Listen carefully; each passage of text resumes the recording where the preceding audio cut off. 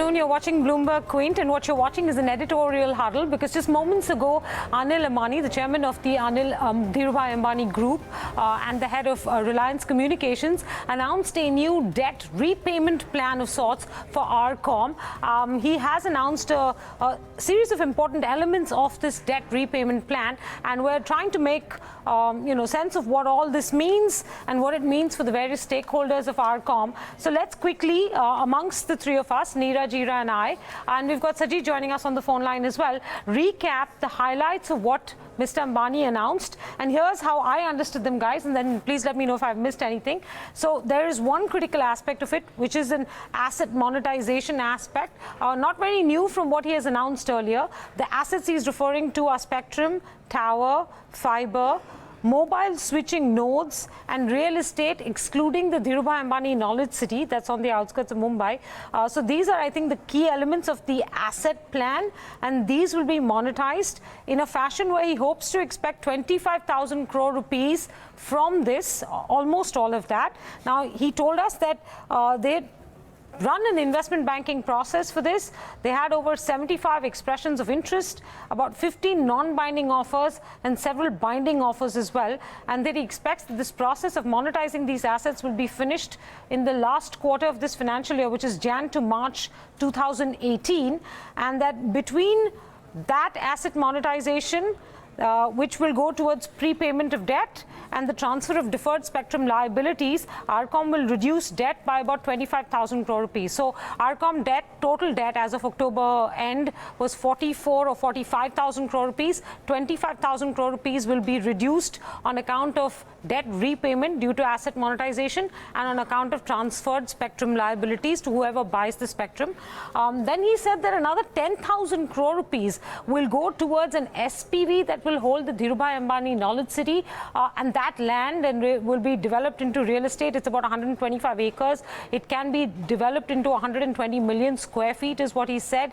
He said a process has been run for selecting a co-developer, and that long-term debt financing of 10,000 crore rupees, non-recourse as he kept emphasizing, will be towards this company. So you've got 25 plus 10, that takes you to about 35,000 crore rupees. That leaves you with about 10,000 crore rupees. He said that there would be only about 6,000 crore rupees in the residual RCom, the new RCom, if we can call it that. So I'm not sure where I missed the 4,000 crore rupees, but when I asked Ira, she shrugged it off because nowadays she deals with 50,000 crores and 80,000 crores. So 4,000 crores seems really tiny to her, right? Yeah. Inconsequential. Yeah. And then I think about the new RCom, he said, and this was interesting as well, but he didn't give too many details. He outlined what would be in the new RCom. So it would be predominantly a B2B business. Global cable business would be in it, 4G sharing, the domestic and the international, sort of data part of it, and the largest portfolio of data centers, as he called it. He said 90% of the revenue of this business is an annuity-like revenue. 50% of the revenue is in dollar terms. 50% is earned from India. He said that in the investment banking process that was run by Credit Suisse, the enterprise value of RCom was arrived at about 15,000 crore rupees. And that here too, RCom has received interest from global strategics, that's what he called them, and non-binding bids from 9 of them to be able to invest. So I imagine this is strategic equity infusion in the new RCom, irrespective of this. Yeah. So I suppose that's maybe where the missing 4,000 crores comes from. I'm not sure, but that, if I understand it correctly, is how he put it. And one last point to make, I think logical to all of this, because he did make the point that this has been negotiated under the sort of the aegis of an oversight committee, and that he's also spoken with foreign lenders such as the China Development Bank, and they're all on board with this. So we expect that at least CDB will withdraw its NCLT, sort of case against RCom petition, and that in some sense this might close the door, or this might not close the door, but many of the financial creditors will not. Anyways, the Indian guys were not considering going down the NCLT or IBC route. Yeah. The Chinese guys were going down that route, or threatening to.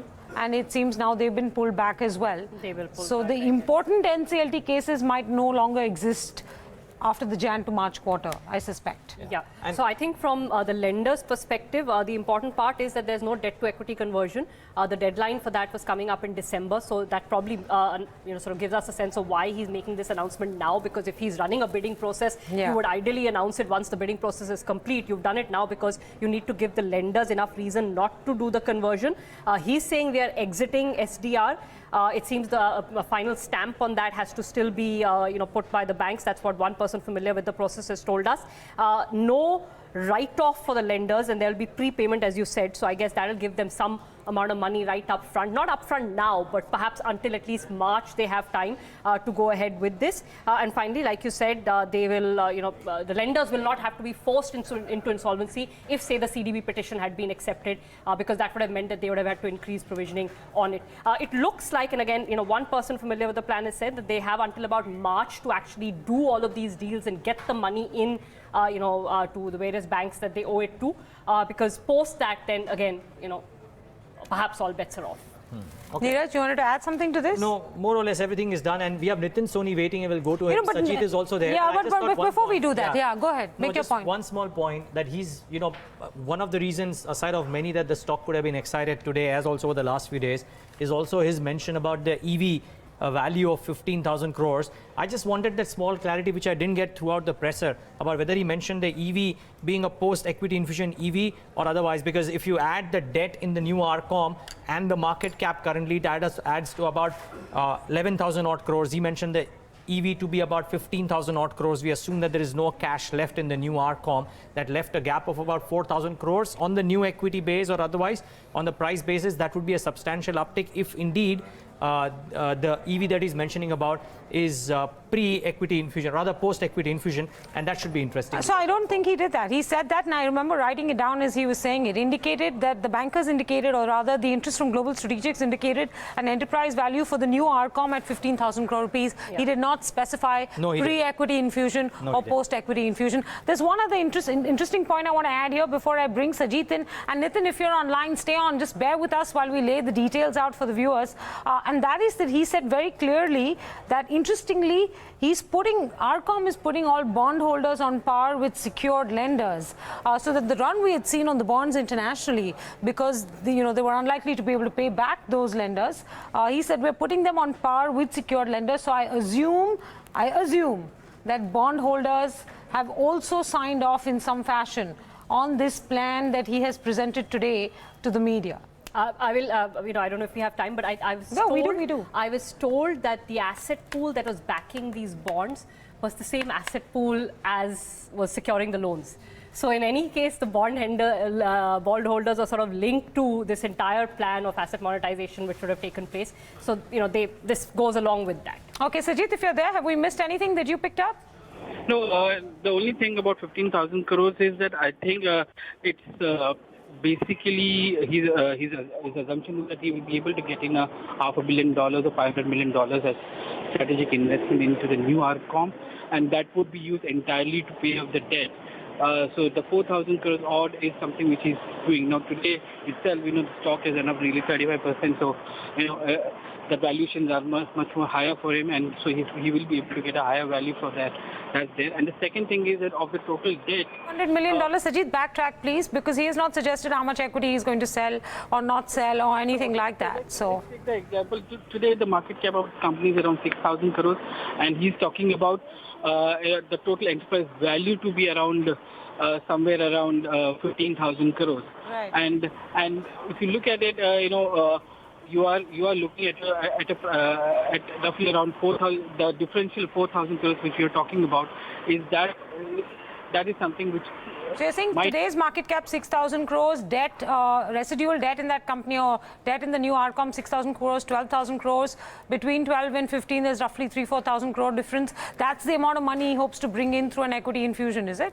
Yes, and he said very categorically it's going to be a minority stake sale and not a majority one. So it's very well fit to that thing. And the second thing is that of the total debt, he is hiving off, or he is separating 10,000 crores and parking it into an SPV. And that would be for the DAKC one. So 25,000 crores will be one, and it needs to be seen how lenders are going to do it. The real estate deal takes really a lot of time to go through, and I think what he's looking at is a co-development with some of the bidders, or 4 or 5 prospective bidders. Sajid, that cloud hangs over all of this. So let's take that very doubt you've expressed to Nitin Soni, director at Fitch Ratings.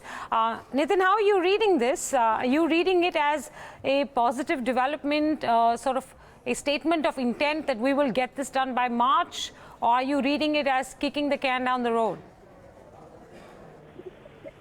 Yeah, kicking the can down the road.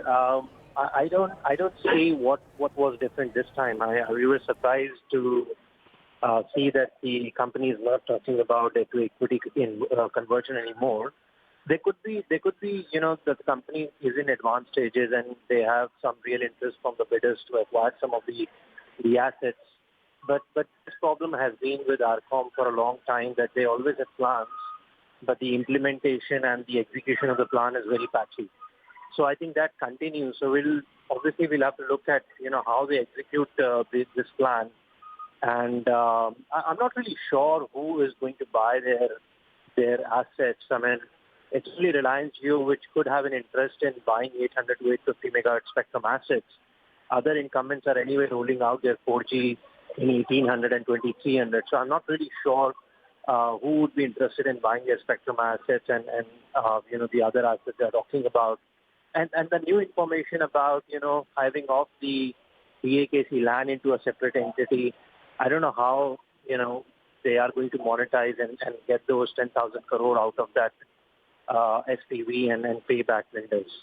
No, the 10,000, yeah, well, that's a very good question. Even I didn't understand how, by apportioning it towards an SPV, the debt diminishes. I mean, it's 10,000 crores whether RCom has it or it's now a new SPV that has Unless the sale proceeds from that land just for debt. So whoever, for instance, one person familiar with the plan, not two, so one person familiar with the plan is that the Chinese lenders will get that land or that asset. So if they do, then it's the debt gets written off from the value of the land. I don't know what the value of the land would be. No, so he didn't say anything. He said 125 acres. We ran a selection for co-developer that was run by JLL, which is the well-known real estate consulting firm. And he said this will be a real estate SPV. He said there was also some advisory help from HDFC Realty. And he said that, it's 125 acres and can be developed into 120 million square feet. So I imagine what he's suggesting here is that this debt will get repaid. We have moved 10,000 crores to this SPV, but it will get repaid because whatever monetization of land we do will go towards the repayment of the debt. Yeah, he did say that. That's all, right? He actually said that all monetization but that's still moving the debt. So basically, you owe the bank, you continue to owe the banks till you're able to develop the land, till you're able to sell the land, unless till you're able to move it to the lenders, right? What are lenders going to do with land? Now SBI a piece of land can be developed relatively easily, right? I mean, among all the assets that they have, which can But they have operations running on that land, Ira. They would have to vacate all of those operations, right? Yeah, but it's a large portion of land. Save for the office space, maybe the other land can be developed. I mean, that's the basis on which they had entered into this whole talk of developing the DAKC land. So I'm presuming that would be the case.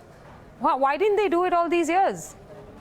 Maybe they were waiting for the prices to appreciate. I'm just arguing Nitin's point that, are we just seeing them say, hey, yeah, we will do this. This is what we told you we'll do as well. But now we've set ourselves new timelines to do this. I mean, that's only to be part of it. Though I think, Nitin, the only difference between the last time they presented any kind of debt restructuring or debt repayment plan and this time is that they've run an investment banking process in many of these legs. And they've said we have, for instance, 75 expressions of interest in the asset monetization, 15 of which were non-binding offers. And then he went on to specify that there were some binding offers as well, which were being considered by the oversight committee.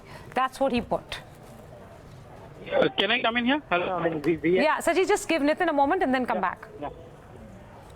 No, we have been hearing this, that they have lots of assets which they can monetize and get some money from and pay back their lenders. But it's been going on from the last 2 years as far as we are concerned. And, we used to rate this company a restrictive default after they stopped paying their lenders and defaulted on their coupon payment of the bond as well. And we have recently withdrawn the ratings because we don't have access to the company as well. So we're not really sure. I mean, these are only plans. What is missing is the execution and the actual implementation of all these plans. So, and on the assets, I'm not really, for the land, my understanding is that it's a big piece of land, and the value which can be captured is maybe by, building offices and residential projects in that land, which obviously RCom will like to capture and will not let lenders or any other strategic investor like a property developer in India to capture that. So I don't know how they are going to hive off this. And I don't even see any big property developer like DLF or Lodha having such large balance sheet to buy that large piece of land. Well, okay, fair enough. Maybe they'll do it with 1, 2 or 3 different developers and not just a single and it one. could well be RCom owning the land and somebody else developing the land and the proceeds being shared eventually, and all Or the the proceeds. Chinese owning the land. Yeah. Or the Chinese owning the land. developing The Chinese owning the the land. Chinese lenders. Yeah. Well, Interesting. Sajid wanted to come in. Yeah. Sajid, you want to make a quick point here? I just wanted to cover the land part of it because in the past press conferences as well, they've been talking about how they want to go ahead and monetize this land parcel. 125 acres, they will have nearly 20 million square feet of space which they can be built in that parcel. And especially that entire parcel, if someone has seen the Navi Mumbai Belapur belt, it's getting developed into an industrial hub and office space hub. And there is some state policy which is coming in with respect to creation of integrated townships and offices and residences there. And then as when that happens, it is the only big piece of chunk available in that part of the area because there isn't any other big large piece there. And so that's where they will try to monetize it by going for a joint development because they have the land and the developers will bring in the equity in terms of construction and other stuff. So that's how I think it will go through. And they have in the past spoken about the fact that they want to they want to look at the land from that perspective. And that's why they're hiving it off as an SPV as you speak. Yeah, well, I suppose, I think, Sajid, the point Nitin's making is that we've been hearing about their plans for a while now. And we just have to take Mr. Ambani at face value today when he says that, look, this will all close by March next year. Because that's what he said, didn't he? Yeah. He said that the timeline for the main asset monetization will be by March. Tell me this. Wasn't the SDR, no, they were in SDR, S4A, or which scheme were they in? SDR. So they had to convert the debt into equity before 28th or something like that of before December, the end right? of this month. So that is the reason why this has been done, is because, obviously the bankers did not want to convert SDR, which is why they have played along with this plan. And as Nitin is saying, I'm sure, hopefully the bankers are equally skeptical about this coming through. But if they'd converted, they would have first taken a hit on MTM. Plus, then they would have been responsible for running the entire asset sale program. I don't know how that. Okay, but so obviously the banks, it's in the interest of the banks also to keep kicking the can down the road. Let's be honest, right? But do the RBI regulations for SDR provide for you to extend this? Because typically they haven't extended it; they've exited the SDR. So what the RBI regulations? So you can get into an SDR, do nothing, and then exit also. No, you cannot actually do the conversion. This has happened in a number of cases where a conversion has been approved, but it has actually not been done. In that interim, various other plans could have come about. So they have used that 6-month window to not actually convert debt into equity, because otherwise they would have been sitting on that equity. And I think he made a song and dance about saying that, right? That we have prevented them from sitting on this equity because they wouldn't have known what to do with it. And it's true, they wouldn't have known what to do with it. Yeah, so Ira, just tell me this, right? It's one thing to question what RCom's plans are, but the other thing is banks went into this initiated an SDR process at a time when they knew that they were playing with fire. Absolutely. Right? That's one. Secondly, they did pretty much nothing for 6 months in that SDR process. Now, when the SDR process deadline is running out, they've decided to exit the SDR process and they give the company 3 more months. It's anybody's guess between now and March next year whether any of this will fructify. We hope for everybody's sake it does fructify. But, you want to comment on bank behavior in this? So kicking the can down the road is now become an art form at Indian banks, hasn't it? If I play the devil's advocate, if they have received binding bids for assuming 2 of the major processes, you would presume that those bids will be entered into and these developments will take place. Yes. So I think, look, firstly, in June, they should have never done STR. We have said this on air many times over, that in June, just on the premise that the Aircel deal was going to go through and the Brookfield deal was going to go through, both of which were not binding agreements, they should not have done this. They should have just, taken the hit on provisioning and then gone ahead with it. Yeah, but they did. Sorry, can I just want to interrupt you? By the way, in June, when this question was asked as to why they're doing STR, they said, "Arey, but hai na, Aircel deal hai, Brookfield deal So hai." the only difference Now, neither of those happened. No, the only difference is, as Neeraj says, that they are. I'm hoping that they are smarter and they have some proof of this binding bids. There are newspapers that have reported that Jio is, one of the front-running sort of bidders in this process. The one person I spoke to also said that Jio is very much in the process for the tower and the spectrum assets. So one hopes that the banks have this time asked for a paper which shows a binding commitment. I don't know. Can you exit out of a binding commitment as well? You can exit out of anything that you want to. You can. Yeah. So no, but I think he mentioned an oversight committee, and I just wanted to know: do you have any clarity on whether this is the RBI mandated oversight committee? Because he said that the former, deputy governor at RBI, Mr. Mundra, was in some ways, if I remember correctly, he said helming that committee, or it was under his oversight. It looks like it. I don't have a confirmation. I have not been able to reach Mr. Mundra, but it certainly looks like it, because remember that committee's mandate had been expanded beyond just S4A. So all the large restructurings were being at least tick marked by the oversight. No, in which case then you want to take what he's saying very seriously. Yeah. It isn't like, maybe past instances of having laid out plans and then not having them work to plan. In this case, if there is an oversight committee, then there's a good chance that all of this will be concluded by March. The IBC works both ways, right? You either go into the IBC and you go through the insolvency process, or the threat of the IBC forces, settlements outside of the court. And maybe this is the other way of the IBC working. It's game theory, right? Yeah, well, absolutely, yeah. Now, Nitin, you want to add a last final word if you're still on the line with us? I think, from our perspective, nothing major has been announced today. It's all planned. Oh, Nitin, we're all trying to find the silver lining in this now. No, I think, to be fair, they do have assets. Which, some of the spectrum assets could be interest to a specific player in this industry. They do have a large piece of land. I've visited that piece of land. That can be developed into office space and residential, but it will take time. So I think it's just delaying and then getting this process to be delayed for some more months. And that, as you discussed, that is in the interest of the lenders. But, to me, maybe the confidence which they have made this announcement today, it could mean that, they really have some bidders which are really interested, and they are talking about some valuation numbers here. But I think at the end of the day, we have to look at the implementation of whatever assets they're going to monetize. No longer cover the company, but how do you think the overseas bonds will react to this? Nitin? I think, if they are part of the discussion, they would take it as a positive announcement.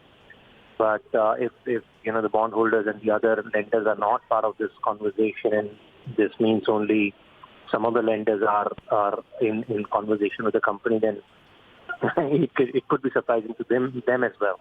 No, he did say that they put bondholders on par with secured lenders. So I assume that they've reached out to the bondholders as well. Cool. Yeah, I think they should have and must have reached out to the bondholders as well. So all the lenders must be on the same boat, I think. All right, Nitin, thanks very much. Merry Christmas and have a great new year. I have just one final thing to say on this, which is that, I know that CDB was amongst the few that had initiated insolvency petitions, but it wasn't the only one. There were two others, much smaller and operational creditors, not financial creditors, that had initiated insolvency petitions. And so it's not clear whether the company has actually been able to speak with them and find some sort of settlement outside, because if despite all this effort, if those two still prevail and are able to drag the company to an insolvency process, then the entire timelines all go askew in being able to achieve any of this. So I'm assuming that they, at RCom would have been would have figured that out already and done something about it, right? I have one last question, though. Yes, I mean, hopefully, I'm assuming they would have taken all of those losing Manipal and I think the Manipal PR Technologies company. and Ericsson and a small PR company, Fortuna PR, 3 companies. But if you remember, the day this story started, when we started talking about SDR, etc., I think one of the first things you said was, or we all said, was the prospect of an Ambani bankruptcy. At the end of the day, if Mukesh Ambani's Jio comes in and purchases some of these assets, although it's a commercial process, would we say this is Ambani saves an Ambani bankruptcy? for Ambani? Hindi mein bolo. Bada bhai ne chota bhai ko bacha liya. Will we say that or will we not? Or should we say that?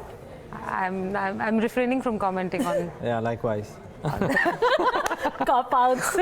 I'm on the line. No, but look, I think it's a commercial the critical process, so, aspect, yes. is this: that can we return money to lenders, right? Everything else is drama, makes for great headlines, will give us lots of juice, all of that. But if lenders are able to take their money back, large amounts of it, then that is the success of this entire process. So.